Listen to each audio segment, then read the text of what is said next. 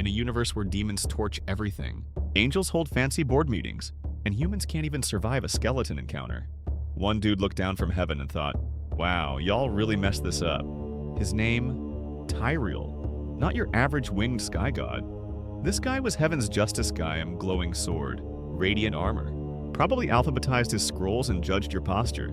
Heaven's plan: stay in the clouds. Let the mortals figure it out. Hell's plan: burn everything twice.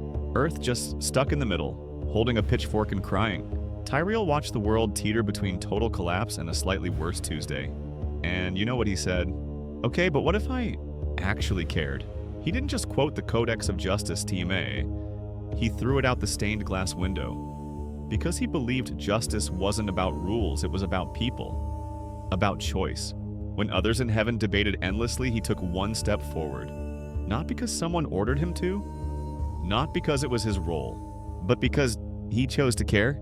Demons kept sneaking into Sanctuary like it was a backstage concert pass, possessing people, throwing hell parties in cathedrals, ruining the architecture and the choir. Heaven still ghosting. Meetings, votes, maybe a potluck. Meanwhile, Tyrael, he was done with the divine silence. So what does he do? Helps create the Soulstones, glowing magic rocks that trap demon lords like cursed Pokemon. Each one a prison, each one a gamble. Problem: the babysitters were humans. No offense, but we've dropped phones in toilets. Maybe don't trust us with evil containment tech. One Soulstone ends up under Tristram, a cozy little town with one big flaming problem.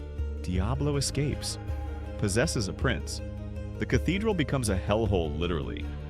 Tristram goes from peaceful village to nightmare-fueled Airbnb. Tyrael, bound by heaven's rules, can't step in directly. It's like watching your favorite show burn while holding the remote, but it's locked. So instead, he nudges. Subtle hints, dreams, destiny. A few brave mortals answered the call, and that tiny push, that gentle spark from a silent angel, it changed everything. Diablo's back, but this time, he's brought family. Mephisto the Manipulator, Baal the Walking Nuke, the Prime Evils, Reunion Tour, Zero Chill. Their plan: the Worldstone. Not just some shiny rock, it's basically the universe's reality filter. Want to reshape creation? This is your admin access. If they corrupt it, they could rewrite life itself. Make a world where demons win by default. Or worse, endless escort missions. Tyrael sees what's coming. The heavens hesitate. Again. But Tyrael, he grabs his sword and says, enough waiting, I'm going in. He descends, stands by mortal heroes, fights the tide, gets ambushed, captured, and literally chained up by Baal. But angels like Tyrael weren't made to be caged. He breaks free not just of chains, but of expectations. And when the Worldstone begins to fall, he doesn't run. He doesn't call for backup. He throws his sword directly into it. No spell, no speech, just steel and intent. The explosion echoes across the realms. No more Worldstone. Maybe no more boundaries between good, evil, or even reality. Tyrael didn't wait for heaven's permission. He saw the line and crossed its sword first. So, Tyrael blows up the Worldstone. Heaven's not exactly throwing a party for him. The Angiris Council holds a hearing. Picture divine courtroom drama, glowing thrones, zero chill, and lots of judgmental eyebrows. Imperius is furious. You broke celestial law, you endangered existence, and Tyrael stands there, wings glowing, completely unfazed. Yup, and I'd do it again.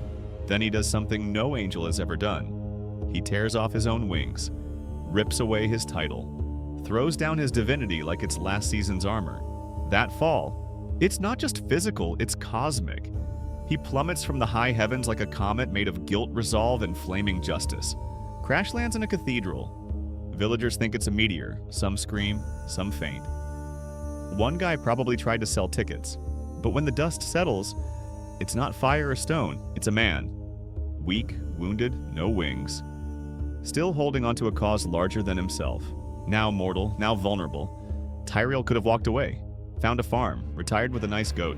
But no, he chooses to keep fighting, not for heaven, not for orders, but because he believes in something rare: justice without ego, purpose without power. Tyrael's human now. No wings, no glowing armor. Just a dude with conviction and probably sore knees. While he's still figuring out how to mortal like eating, breathing, and not glowing in public, the universe throws another curveball. Diablo's back, again. But this time, he's fused with all the prime evils. It's Diablo Voltron edition. Humanity's doomed right, the high heavens are cracking, hell's armies are surging, and Tyrael still, no divine power, still bleeding. He could sit it out, find a tavern, order the angelic equivalent of nachos. But nope, he grabs a sword, throws on mortal armor, and marches straight into battle not as heaven's right hand, but as one of us. He doesn't bark orders from a balcony. He stands shoulder to shoulder with blacksmiths, rogues, scholars, flawed people with fire in their eyes. And when the gates of heaven crack open and hell pours in like a broken dam, Tyrael doesn't run. He plants his feet, lifts his blade, and says with every strike, I still believe in you. He fights not for reward, not for redemption, but because we matter. Tyrael isn't just an angel who fell. He's the one who jumped willingly, painfully, for all the right reasons. He broke the rules, defied heaven, gave up immortality, all because he saw something worth fighting for us. In Diablo, he stayed in the shadows. In Diablo 2, he shattered cosmic law, and in Diablo 3, he bled beside mortals and fought for something bigger than heaven or hell. By Diablo 4, he's gone, silent, missing, but legend says he still watches, not from a throne, but from a distance. A reminder even angels can choose hope.